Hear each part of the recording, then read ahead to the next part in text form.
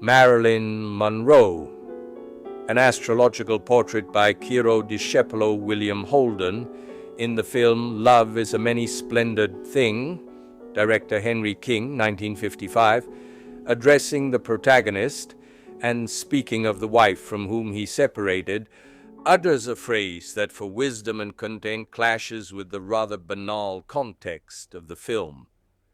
How many big foolish things are committed in the name of loneliness?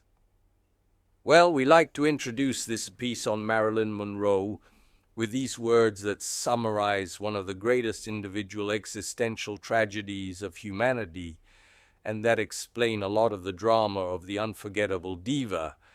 And in fact, if it is true that the evil of this century is cancer, and that the deepest wounds come from vascular stenosis, which in turn can lead to heart attack, it is certainly no less true that another evil, much less striking but no less insidious, today strikes men, but especially women: loneliness.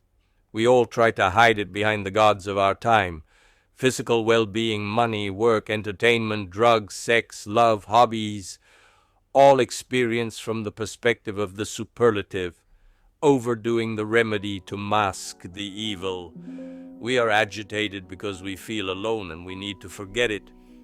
But loneliness is within and cannot be redeemed by getting drunk on TV or obliterating ourselves with Nembutal, the sleeping pill that poor Marilyn died with. She, Marilyn, initially tried to solve everyone's problem with sex, love, but when she understood that not even such a great vehicle was enough, she chose the path of regression and annulled herself in alcohol, drugs, and perhaps even drugs. The first path was the obligatory one for a creature who, with Venus dominant in the mid-heaven and the moon equally important in the descendant, saw love as the most powerful neutralizer of her own sadness. Jim Dougherty, André de Dienes, Johnny Hyde, Joe DiMaggio, Arthur Miller, Yves Montand, and an endless host of occasional lovers and bearers of small flirtations are really too many men for 20 years of love, from 16 to 36. The moon in the descendant and a strong Venus in the birth chart are also specific to another protagonist of our times, Brigitte Bardot, symbol of sex on this side of the Atlantic. She too, like Norma Jean, Marilyn's real name, had numerous husbands and many lovers in a destiny that was at times parallel, whose greatest common denominator was once again loneliness. But in the American actress, depression took on more dramatic tones, undoubtedly due to the fact that in front of the radical moon stood out, also dominated, and in conjunction with the ascendant, Neptune. And Neptune, as we have had occasion to say several times, is in disharmonious aspects with the luminaries, the greatest significator of psychopathology in a horoscope.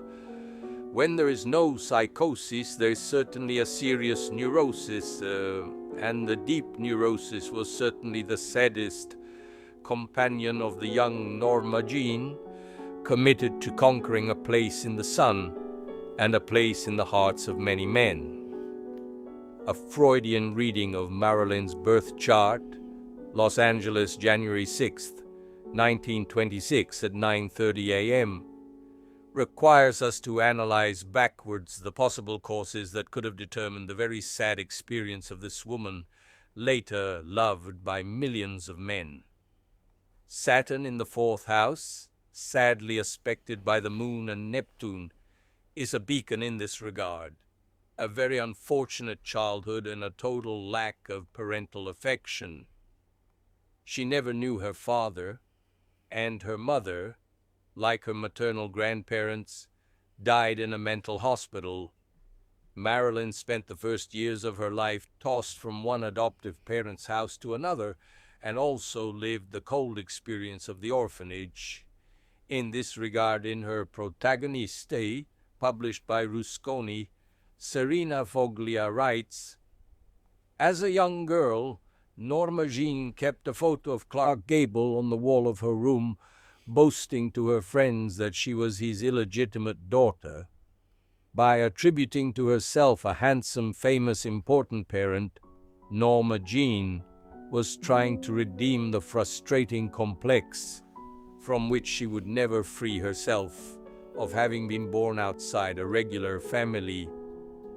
So far a Freudian reading, but experience teaches us that other great psychologists have also been right in many things, especially Jung and Adler. So let's see why they both tell us about this topic. Jung argued, among other things, that many of the neuroses of contemporary man derive from the lack of gods, of religious beliefs. And indeed, we must admit, even from a secular point of view, that a DiMaggio or a Miller, or the cinematic success that Marilyn Monroe rightly obtained, even if emphasized, could not replace the power of what Zeus represented for an ancient Greek. Just to give an example, Alfred Adler taught us, moreover, that men, starting from complex bases, tend to feed fantasies of power that translate into common language mean ambition. Marilyn's was a great ambition. As her biographers recall, she studied her photos until she was bored, asked where she had gone wrong, what she could improve, how not to make any more mistakes. Her leonine pride ascendant at 13 degrees 15 minutes. Then made sure that she did not repeat the same mistake. It was said of power. Well, Norma Jean soon understood that her power was her provocative body, her inimitable sway, her sighing with half-closed eyelids, and around this she built her empire. The person who portrayed her naked on a piece of red velvet in an image that has become a cult declared that no woman had ever transmitted to him so much sex appeal through the lenses of a camera.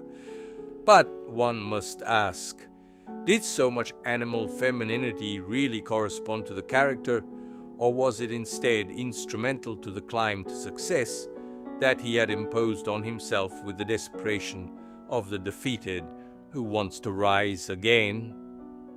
Observing her birth chart, we seem to be able to say that Marilyn Monroe was not the very hot female that legend would have us believe. Yes, Venus and the Moon dominate the chart together with Neptune, but this, if anything, corresponds to her desire for love, not to her sensuality. Belonging to the signs of Gemini and Aquarius, Sun 10 degrees 26 minutes 36 seconds in Gemini, and Moon 19 degrees 5 minutes 42 seconds in Aquarius, and the position of Venus in Aries do not justify the assumption. Many times, and this seems to us to be one, Venus exiled in Aries is synonymous with nymphomania, a characteristic of those who are forced to feed on a lot of sex without feeling pleasure or feeling little when they consume it. It is interesting to note, opening a parenthesis, how her Jupiter in the 7th house worked.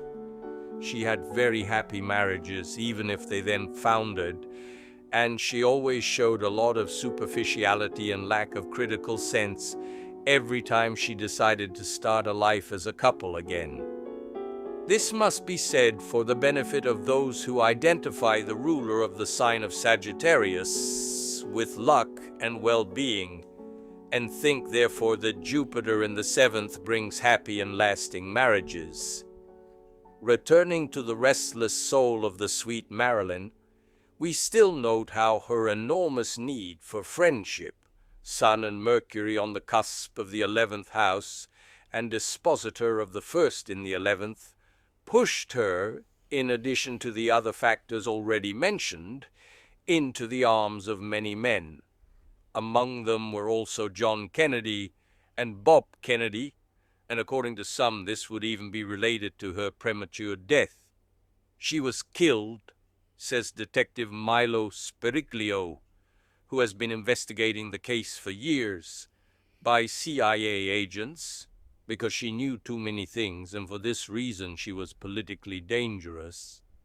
Certainly the mystery of her death remains the darkest of the entire biography.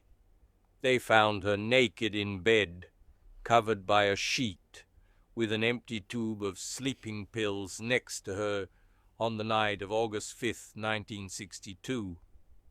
The transits of that day seem to indicate a very important moment from a sentimental point of view. Uranus trine Venus does not always correspond to positive events. Neptune on the cusp of the fourth house, family, one's intimacy, and Saturn on the descendant, the partner. However, two hypotheses seem the most likely: suicide or mistake. This last supposition finds its justification in the fact that the subject had long been in a drug-dependent spiral in which she was progressively losing control of the number of sleeping pills ingested, increasing her insomnia and enriching, to the same extent, the bestiary of monsters that her imagination presented to her during the long hours of wakefulness. Mars conjunct Uranus in Pisces and in the 8th house eloquently explains the unnatural and Piscean death. Piscean in nature, more precisely Neptunian, was her lymphatic and abandoned beauty in relation precisely to the dominant Neptune at the ascendant that also managed her chronic and then fatally acute poisoning by means of drugs. All this happened, not the death, while the actress was acting in films like Some Like It Hot, films in which a healthy joy of living stood out in a frame of happiness that only that enormous factory of lies that is Hollywood could put around an existence as sad as that of Marilyn, who one day said, "I was not born to be happy," and perhaps this is the most appropriate key to understanding the theme. Ciro Discepolo, taken from the book How to Discover the Secrets of an Horoscope, publishing Albero, 1988.